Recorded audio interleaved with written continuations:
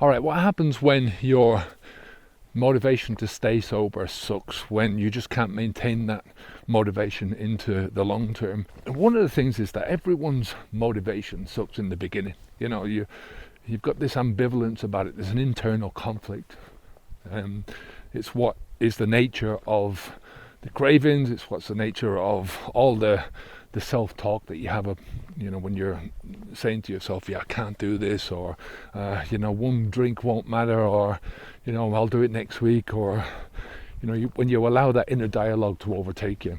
In the beginning, the biggest motivation that you're going to have is pain, and that pain can come in all different dimensions. It can be a physical pain.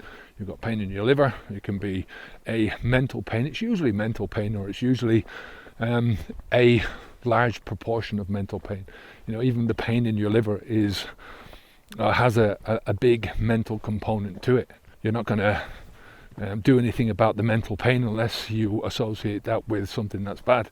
When people feel the liver pain, they associate it with past thoughts about cirrhosis of the liver, or fatty liver syndrome, or any of those kind of things. So it's people want then they're motivated to do something about it because they've got a fear of the consequences of what will happen if they don't do something about it. So that motivation for pain will only keep you going so long. Then you have to find another commitment. You have to find something else that's going to commit you. As soon as the pain is gone, the motivation is gone. So that commitment that you need to get you to 6 months is completely different to the commitment that you need to get you to 1 month.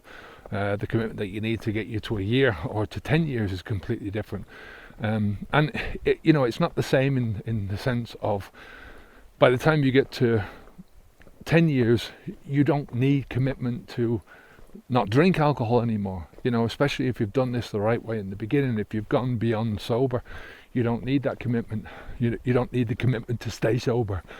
You've gone beyond that idea of being sober. So what you need is commitment to the path that you're on, to the journey that you're on. You can have shit times on the right path if you're on the right path, but you're always on the right path, if you get what I mean.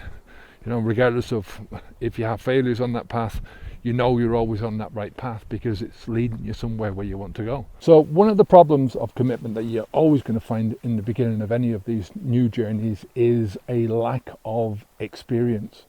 And what I'm talking about here is everyone's got a set of expectations that they have starting out in this journey or in any journey, and those expectations are fed by a lack of experience. So you don't know what to expect really in the future.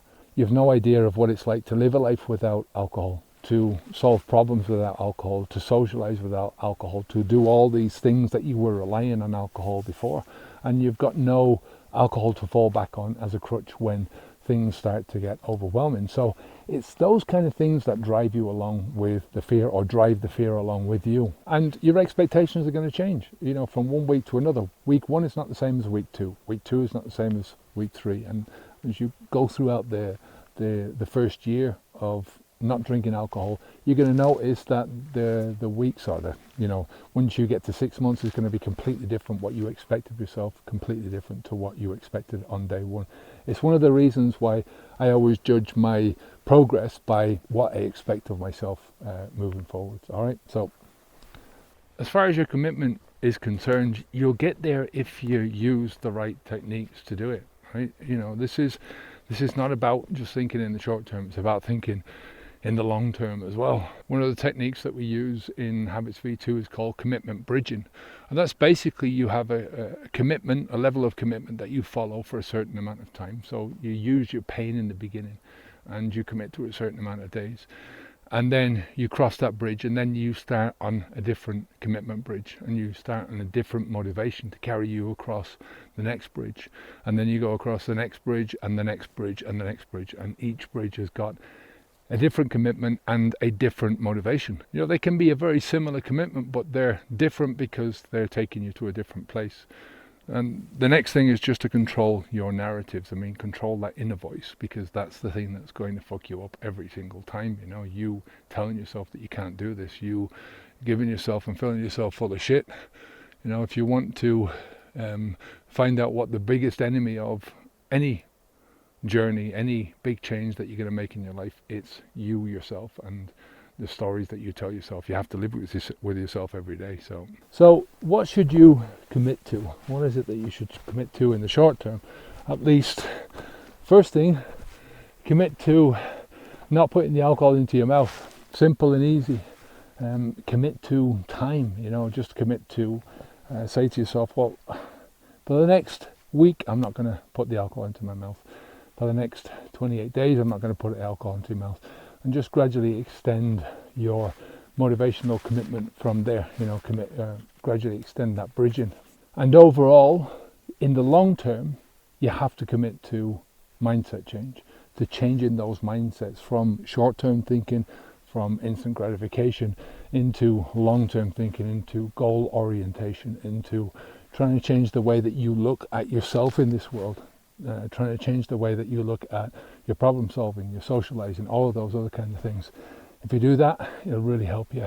And if you're having problems even committing to stopping drinking alcohol, watch this video next about death by alcohol. It's a video that you must watch. Take care. Onwards and upwards.